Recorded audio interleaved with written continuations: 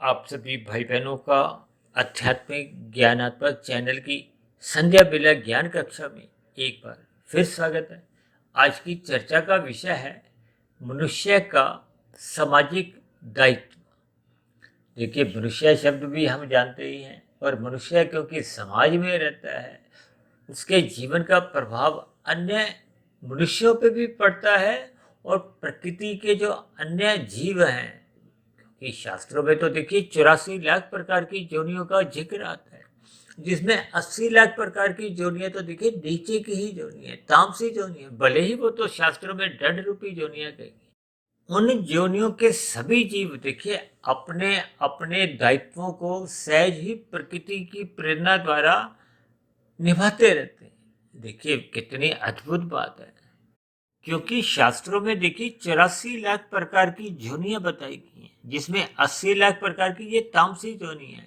इनको दंड रूपी योनियां कहा गया, इसलिए तो परमात्मा ने देखिए इन पर दया भाव रखते हुए इनको क्रमशः अचेत रखा हुआ है। फिर भी प्रकृति के सभी जीव अपने अपनी दायित्वों को निभाते हैं। देखिए, हालांकि दायित्व नीचे की योनियों के कोई दायित्व नहीं है, उनके कोई जिम्मेदारियां नहीं है, उनके किसी के प्रति कोई जवाबदेही नहीं, जबकि मनुष्य को तो एक बुद्धिमान जीव कहा गया है। मनुष्य को देखिए कर्म योनि के साथ जोड़ा गया है, साधना योनि का एक अवसर मनुष्य के लिए एक दिया गया। लेकिन मनुष्य अपने मिले हुए जीवन में अपने सामाजिक दायित्व को ही नहीं समझता। भले ही देखिए कानून का पालन करने को तो एक साधारण नागरिक को, मनुष्य को विवश है, क्योंकि कानून का एक भय होता है। अगर वो कानून का पालन नहीं करता, अब जैसे हम यातायात के नियमों का यदि पालन नहीं करते तो आपको हमें दंड देना पड़ता है। यानी कि निषेध कर्मों से बचने के लिए आपको हमें बार बार एक सलाह दी जाती है कि इन निषिद्ध कर्मों को, यानी कि यातायात के नियमों का आप पालन करो, इनका उल्लंघन मत करो, निषिद्ध कर्म मत करो, ताकि आपके हमारे जो एक चलान है उनसे हम बच जाएं। चलान देखिए कोई सुखद स्थितियां नहीं, किसी भी मनुष्य का जब भी यातायात का कभी कोई चलान कट जाता है तो अक्सर वो कहता है आज बहुत मेरा मन खराब है, मूड खराब है। देखिए ये सभी स्थितियां एक व्यवहारिक स्थिति है, क्योंकि आज के तो हमारा देखिए विषय का नाम ही क्या है, मनुष्य का सामाजिक दायित्व। और दायित्व का अभिप्राय देखिए एक जिम्मेदारी से है, एक जवाबदेही से है, और मनुष्य अपनी जवाबदेही समझता नहीं। यदि मनुष्य अपनी जवाबदेही के प्रति ही सतर्क हो जाए, अपनी जिम्मेदारी को मरते दम तक ईमानदारी से निभाता रहे, ये जिम्मेदारियों का अभिप्राय देखिए कर्तव्य कर्मों से है। यदि सभी मनुष्य अपने अपने कर्तव्य कर्मों को ईमानदारी से सफलतापूर्वक निभाते हैं, तो फिर समाज में किसी भी प्रकार की अशांति नहीं होगी, सब जगह सुख शांति बनी रहेगी, सभी के जीवन में खुशहाली आ जाएगी। जब जब हम अपने दायित्वों से बचते हैं, जब जब हम अपने दायित्वों से बचते हैं, तो फिर आपके हमारे जीवन में अमर्यादाएं पनपने लगती हैं, आपका हमारा जीवन अस्त व्यस्त होने लगता है। और उसी अस्त व्यस्त में देखिए हम कानूनों का भी उल्लंघन करते हैं, और शास्त्रों में जो विधि विधान द्वारा विहित कर्म बताए गए हैं उनको उतने अंश में करते नहीं हैं, और जिनके लिए मना किया गया, निषेध किया गया, यानी कि पाप कर्मों से बार बार बचने का मनुष्य को आगाह किया गया शास्त्रों में भी। और वैसे भी आपकी हमारी आत्मा देखिए ज्ञान स्वरूप है। जब भी हम कोई देखिए बुरा काम करते हैं, पाप कर्म करते हैं, तो आपके हमारे भीतर से देखिए आत्मा आपको झंझोरती है, मत करो मत करो। परमात्मा आपको अंदर से उपदेश देते हैं, ये बुरा काम मत करो, लेकिन फिर भी मनुष्य उन बातों को अनसुना कर देता है, सुनता ही नहीं है, ध्यान ही नहीं देता, और भोगों में विवश होता हुआ। देखिए जब भोग आपको में विवश कर देते तो मनुष्य सही गलत की पहचान खो देता है। अपनी बुद्धि का जो एक तराजू का एक पलड़े में वो सही गलत की पहचान तोल नहीं पाता। इसका अभिप्राय क्या है कि मनुष्य के जीवन में जब बुद्धि की न्यूनता होती है, सत्संग का अभाव होता है, सत्वगुण का अभाव होता है, तो फिर ऐसी स्थिति विशेष में रजोगुण और तमोगुण ही उसके जीवन की भागदौड़ को संभाल लेते हैं। अब देखिए रजोगुण यदि धर्म की लगाम से मर्यादा में नहीं है, तो फिर जो हमें तमोगुण में गिराता रहता है। तमोगुण में गिराने का अभिप्राय क्या है? ये आपसे हमसे पाप कर्म करवाता रहता है। हम अपनी जिम्मेदारियों को समझते नहीं हैं। हालांकि देखिए प्रत्यक्ष रूप से कहीं भी देखिए कानून के दायरे में कभी कभी ये सामाजिक दायित्व आते नहीं है, क्योंकि कानून की कोई ऐसी बाधाएं नहीं है कि आप पेड़ पौधों को जल दो, आप कबूतरों को दाना दो, पक्षियों को विभिन्न प्रकार का जो हम दाना देते हैं, चींटियों को हम आटा देते हैं, कुछ और खाने की स्थितियों में अपने आप को ले जाते हैं, पशुओं को हम चारा देते हैं। यदि मनुष्य इन सामाजिक दायित्वों को नहीं भी करता तो कोई कानून का कोई दंड उस पर कोई अपना प्रभाव नहीं करता। ये कोई दंडनीय अपराध नहीं। जैसे यातायात के नियमों का पालन नहीं करते तो आपको मैं दंड देना होता है। तो ये सभी स्थितियां देखिए सामाजिक दायित्व के अंतर्गत आती। लेकिन ये सभी स्थितियों में जब मनुष्य अपने आप को आधा अधूरा समझता है, अपने दायित्वों को निभाता नहीं है, अपने दायित्वों को निभाने का अभिप्राय वो अपनी जिम्मेदारियों से बचता है, अपनी जिम्मेदारियों से बचते बचते वो केवल विषय भोगों को ही अधिक भोगता है, यानी कि अपने अधिकारों के प्रति तो वो सचेत रहता है और अक्सर इस अधिकारों की लड़ाई के लिए वो देखिए सरकार के विरुद्ध भी खड़ा हो जाता है। ये सभी स्थितियां वर्तमान समय में देखिए कलयुग में आप और हम महसूस कर सकते हैं। अब ऐसे कितने ही मनुष्य हैं जो देखिए मांसाहार भोजन का सेवन करते हैं। अब मांसाहार भोजन का सेवन करना कोई गैर कानूनी माना नहीं गया। अब गैर कानूनी नहीं माना गया का अभिप्राय क्या है कि मनुष्य बेहिचक पशु पक्षियों का देखिए वध करता है, हत्या करता है और मांसाहार भोजन का बहुत ही स्वाद में उसका सेवन करता है। तो ये सभी उसके सामाजिक दायित्वों से उसको दूर ले जाते हैं। उसमें दया भाव की एक न्यूनता रहती है, क्योंकि जब जब हम कोई हिंसा करते हैं तो इसका अभिप्राय क्या है कि आपके भीतर में दया के भाव समाप्त हो जाते हैं। ये सभी स्थितियां देखिए मनुष्य को तमोगुण में गिराती हैं, उसका पाप कर्मों का कर्माशय बढ़ाती है। देखिए कुछ दिन पहले हमने विभिन्न स्थितियों में अपराध के ऊपर भी चर्चाएं की थी, पाप कर्मों के ऊपर भी चर्चाएं अक्सर हम करते रहते हैं।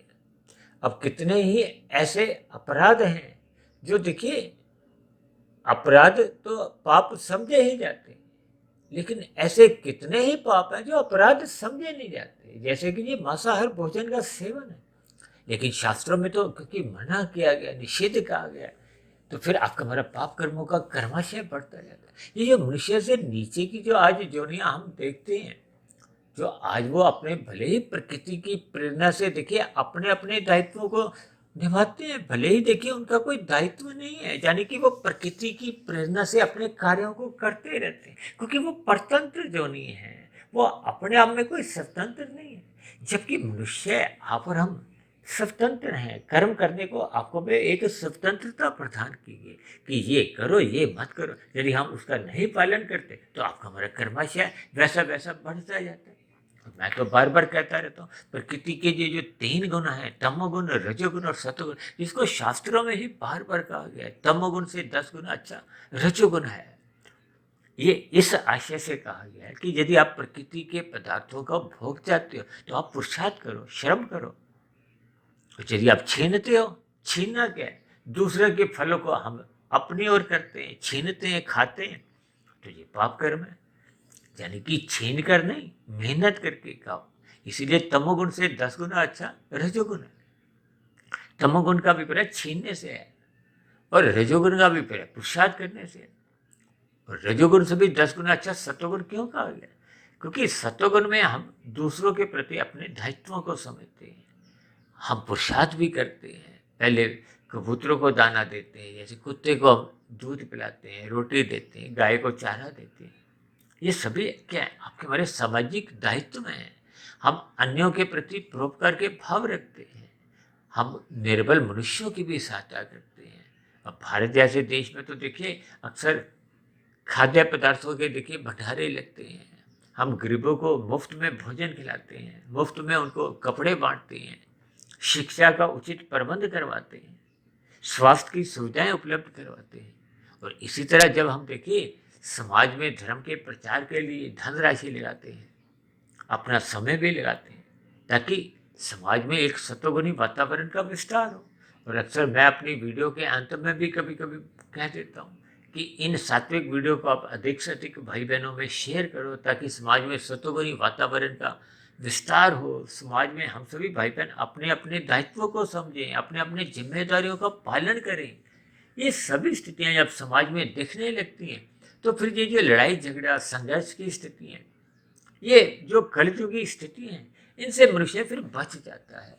और जब जब मनुष्य देखिए इन बुराइयों में जुड़ जाता है, और जुड़ने का अभिप्राय क्या है कि आरंभिक स्थितियों में तो मनुष्य अपने सामाजिक दायित्वों को नहीं निभाता, फिर धीरे धीरे वो कानून का भी उल्लंघन करता है। तो दोनों ही स्थितियों में, अब कानून का उल्लंघन करने में तो देखिए सभी अपराधी पकड़ में नहीं आते, लेकिन परमात्मा की नज़र में, प्रकृति की नज़रों में तो सभी के सभी अपराधी हों, पापी हों, बच नहीं पाते।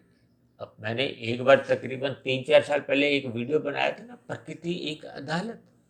ये परमात्मा की एक ऐसी व्यवस्था है, एक ऐसी अदालत है। जैसे परमात्मा की व्यवस्था से देखिए, हम चाहे अपने कमरे में बैठकर कोई बुरा काम करते हैं। अब देखिए आजकल गर्मियों को दिन है, अक्सर देखिए जब हम सफाई का कुछ उचित ध्यान नहीं रखते तो मच्छर पनप उठते हैं। अब मच्छरों को मारने के लिए लोग विभिन्न प्रकार के देखिए कुछ ऐसे उपकरण इस्तेमाल करते हैं। शास्त्रों में तो इनकी देखिए अनुमति दी नहीं गई, क्योंकि शास्त्र आपको में जैसे हम चाहते हैं जीवन जीना, वैसे अन्य जीव भी देखिए जीना चाहते हैं। जैसे हम सड़क पे चलते हैं ना, अब मैंने एक बार वीडियो बनाया था, चलो और चलने दो। हम यातायात के नियमों का पालन करें, स्वयं भी सुखी हों, दूसरों को भी सुखी रखें। जियो और जीने का यही मतलब है कि हम अपने जीवन को भी सुखी देखें, तो अन्यों के जीवों का भी हम कोई दुखद स्थितियां उत्पन्न नहीं करें, चाहे वो मनुष्य ही हो। कुछ मनुष्य तो देखिए अपने दायित्व को जहाँ तक नहीं समझते कि वो अन्य मनुष्यों के प्रति तो देखिए एक शुभ भाव रखते हैं, लेकिन प्रकृति के अन्य जीवों के प्रति वो ऐसे भाव नहीं रखते। ये सभी स्थितियाँ सामाजिक दायित्व जब हम निभाते नहीं हैं, ये पूर्ण रूप से मनुष्य अपनी जिम्मेदारी तभी समझता है जब वो सत्संग निरंतर श्रद्धापूर्वक करता है, ब्रह्म मुहूर्त में उठकर परमात्मा का ध्यान लगाता है। जब परमात्मा की स्मृति बनी रहती है, तो वो समाज में वो छोटे से छोटे जीव के प्रति एक हिंसा के भाव नहीं रखता।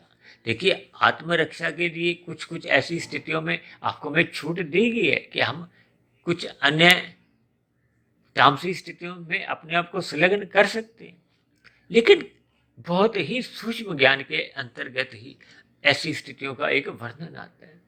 हालांकि देखिए आज हमारा वो विषय नहीं है, हमें मोटे स्तर पर अपने सामाजिक दायित्वों को निभाना चाहिए। जैसे जैसे हम अपने दायित्वों को निभाते हैं, तो देखिए प्रकृति के अन्य जीवों का भी एक सुखमय जीवन बीतता है, समाज में अन्य मनुष्यों को भी एक अच्छा संदेश जाता है। यानी कि आपके हमारे कर्म ऐसे सात्विक होने चाहिए कि समाज में एक अच्छा संदेश जाए।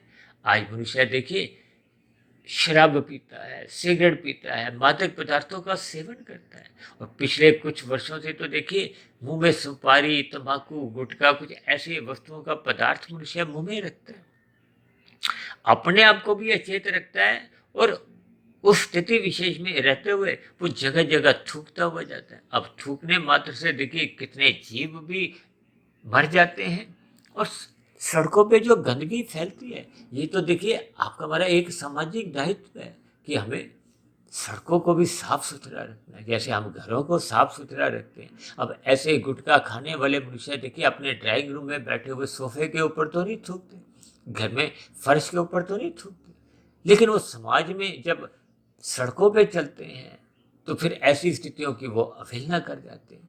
ऐसी स्थितियां जब आपके हमारे जीवन में बनती जाती है, तो आपका हमारा कर्माशय बिगड़ता जाता है। ये बिगड़े हुए कर्माशय के कारण ही फिर पुनः आपको हमें मनुष्य योनि मिलती नहीं, क्योंकि मनुष्य योनि देखिए तभी मिलती है जब संचित कर्मों में पाप और पुण्य कर्मों की कम से कम तुल्यता होती है। अब उदाहरण के लिए देखिए हम कोई व्यवसाय चलाते हैं, हम मैनेजर रखते हैं, कुछ कर्मचारी रखते हैं, हम चाहते हैं ना मैनेजर अपनी जिम्मेदारी को सफलतापूर्वक निभाए, आपके कर्मचारी अपना दायित्व को समझें, आपके उत्पादन को अधिक से अधिक सफल करें। और यदि देखिए आपका मैनेजर अपने दायित्व को नहीं निभाता, अपनी जिम्मेदारियों का पालन नहीं करता, तो हम उसको नौकरी से हटा देते हैं। ठीक इसी तरह परमात्मा ने आपको में देखिए मनुष्य योनि में एक अवसर देकर भेजा है कि आपको में अपने सामाजिक दायित्वों को निभाना है, अपने जिम्मेदारियों को निभाना है, स्वयं के लिए भी सुखद स्थितियां उत्पन्न करनी है और अन्यों के लिए भी हमें सुखद स्थितियां ही उत्पन्न करनी है। हमें अन्यों के दुखों का कारण नहीं बनना, यानी कि अपने व्यवहार में, अपने कर्मों द्वारा हमने ऐसे ऐसे अपने जिम्मेदारियों को, अपने दायित्वों को, अपने कर्तव्य कर्मों को निभाना है ताकि समाज में सभी मनुष्यों का ही नहीं, प्रकृति के अन्य जीव जंतुओं का भी सुखमय जीवन बीते। पर्यावरण देखिए, ये जो पेड़ पौधे हैं ये भी एक वनस्पति जोनी में आते हैं। शास्त्रों में तो ये वनस्पति की ही देखिए 20 लाख तरह की जोनियां बताई गई। और एक बार मुझे ध्यान आ रहा है, कुछ महीने पहले हमने प्रदूषण के ऊपर भी एक वीडियो बनाया था। जब हम देखिए गंदगी फैलाते हैं या कुछ ऐसे कारखाने लगा देते हैं जिनसे देखिए एक गंदगी कहो, दूषित पदार्थ का रिसाव होता है, तो फिर समाज में पेड़ पौधों को हो, वनस्पतियों को हो, या समाज में जो पृथ्वी जल अग्नि का जो एक वातावरण है वो फिर बिगड़ने लगता है, प्रकृति का वातावरण दूषित होने लगता है। अब यातायात के नियमों में देखिए, जब आपके हमारे वाहन का काला धुआं निकलता है तो उस पर चालान कटते हैं। किस लिए? ताकि हम अपने वाहन को ठीक ठीक रखें, वो काला धुआं नहीं निकले, क्योंकि काला धुआं देखिए निकलते हुए जब वाहन चलता है तो वो कितने ही हजारों लाखों लोगों को प्रभावित करता है। और मनुष्य का ठीक वो भले ही देखिए यातायात के चलान से बच भी गया, लेकिन परमात्मा के यहाँ तो उसका देखिए पाप कर्मों का कर्माशय एक ही दिन में हजारों लाखों गुना बढ़ जाता है। इन स्थितियों पर एक साधारण मनुष्य विचार नहीं करता। इसलिए हम सभी भाई बहनों को अपने मनुष्य जीवन की महत्व को पहचानना होगा। हम सभी भाई बहन देखिए एक परीक्षा योनि में है। परीक्षा योनि में आपके हमारी एक ही जिम्मेदारी है कि हम अपने कर्तव्य कर्मों का पालन करें, ईमानदारी से अपने कर्तव्य कर्मों का पालन करें। हमें अपनी जिम्मेदारियों से भागना नहीं है, हम अपनी जिम्मेदारियों से मुंह फेर लेने पे आपकी बड़ी प्रवृत्ति नहीं होनी चाहिए। अन्यथा परमात्मा फिर आपको में देखिए ये जो नीचे की 80 लाख प्रकार की योनियों में ही फिर भेजने को एक प्रकृति द्वारा विवश कर दिए जाते हैं। ये सभी स्थितियों का आपको में भावार्थ समझना है ताकि हम अपने मिले हुए जीवन को भी सुव्यवस्थित करें, अपने कर्तव्य कर्मों का पालन करें। और ये तभी संभव होता है जब मनुष्य सत्संग करता है, ज्ञानमय स्थिति में रहता है, ब्रह्म मुहूर्त में उठने का अपना एक स्वभाव बना लेता है, संस्कार जगा लेता है, तब उसको अपने सामाजिक दायित्वों का बोध होने लगता है, अपने जिम्मेदारी का एहसास होने लगता है। तब उसको अपने मिले हुए जीवन का एक मूल्य समझ में आता है कि मनुष्य जीवन पाकर मुझे अपने मिले हुए जीवन में आध्यात्मिक उन्नति करनी है। मात्र एक छोटी मोटी भौतिक उन्नति के लिए मुझे अपने दायित्वों से एक गिरना नहीं है, अपनी जिम्मेदारियों से हमें भागना नहीं है। ये सभी स्थितियाँ जब आपके हमारे जीवन में एक अनुशासन के रूप में, एक मर्यादा के स्तर पर बनी रहती हैं, तो आपको हमें अपने कर्तव्य कर्मों का बोध बना रहता है। अब कर्तव्य कर्मों का बोध का अभिप्राय देखिए, आपको हमें अपनी कोई व्यक्तिगत लाभ हानि से ऊपर उठते हुए अपने कर्तव्य कर्मों का पालन करना होता है। कुछ मनुष्य देखिए स्वयं को सुखी रखने के लिए या अपने परिवार के सदस्यों के सुखों का ही ध्यान रखते हैं। वो गली के जो अन्य लोग रहते हैं गली मोहल्ले में, उनके भी सुखों की अवहेलना कर देते हैं, उनके लिए भी दुखद स्थितियां उत्पन्न कर देते हैं। तो फिर यही प्रवृत्तियां आपके हमारे जीवन का जो एक कर्माशय बिगाड़ती हैं, आपके हमारे बुरे संस्कार बनते हैं। देखिए, जब मनुष्य अपनी जिम्मेदारी नहीं समझता तो आरंभिक स्तर पर उसकी आदत बिगड़ती है, फिर मन में बुरे विचार आने लगते हैं, बुरे संस्कार कार्यशील में बनने लगते हैं। ये बुरे संस्कार कार्यशील में बनते बनते आपका हमारा स्वभाव बिगड़ जाता है, फिर ऐसे ही सामाजिक दायित्वों से हम भागने लगते हैं। इन सभी स्थितियों पर आपको हमें विचार करना होगा। अपने मिले हुए जीवन के महत्व को समझते हुए, परमात्मा से प्रीति करते हुए, अन्य मनुष्यों के प्रति भी एक आदर के भाव रखने होंगे। प्रकृति के अन्य जीव जंतु, चाहे वो पेड़ पौधे हों, कीड़े मकोड़े हों, कीट पतंगे हों, इनके प्रति भी यथासंभव अपने दायित्वों को हमें निभाना होगा। अन्य मनुष्यों के साथ साथ अन्य जीवों के सुखों का भी ध्यान रखना होगा। प्रकृति का वातावरण भी शुद्ध करना होगा। ऐसी सभी स्थितियों को निभाने में ही आपका हमारा एक मनुष्य योनि का एक सामाजिक दायित्व की पूर्ति हो पाती है। तो ऐसे सामाजिक दायित्व आप सभी भाई बहन भी, यानी कि हम सभी भाई बहन अपने अपने जीवन में अलग अलग स्थितियों में अपने सामाजिक दायित्वों को निभाते रहें, ताकि समाज में भाईचारा बना रहे, प्रेम मोहब्बत बना रहे, परमात्मा के प्रति भी आपके हमारे प्रीति के भाव बने रहे। कुल मिलाकर आपका हमारा मिला हुआ जीवन सफल हो, सार्थक हो, ताकि मरने के बाद ये जो नीचे की जो 80 लाख प्रकार की जोनियां हैं, उनमें आपको हमें गिरना ना पड़े। ये जो नीचे की जो 80 लाख प्रकार की जोनियां हैं, ये भी जब मनुष्य थे, इन्होंने भी अपने सामाजिक दायित्वों का समझा नहीं था, अपने जिम्मेदारियों से ये भागने लगे थे, अपने कर्तव्य कर्मों को इन्होंने निभाया नहीं था। यानी कि इन्होंने अधिक पाप कर्म करते हुए स्वयं ही अपने कर्माशय को, अपने संस्कारों को बिगाड़ते हुए प्रकृति द्वारा नीचे की झोनियों में जाने का रास्ता स्वयं ही चुन लिया था। तो इन सभी बुराइयों से हमें बचना होगा। परमात्मा का सत्संग करते हुए हमें अपने सामाजिक दायित्वों को निभाना होगा। तो ऐसी सभी शुभ स्थितियां हम सभी भाई बहनों के जीवन में भी बनने लगी। इन्हीं शुभ कामनाओं के साथ आज की चर्चा विशेष को यही विश्राम देते हैं। कल सुबह फिर मिलते हैं ब्रह्म मुहूर्त ज्ञान उपदेश कक्षा में।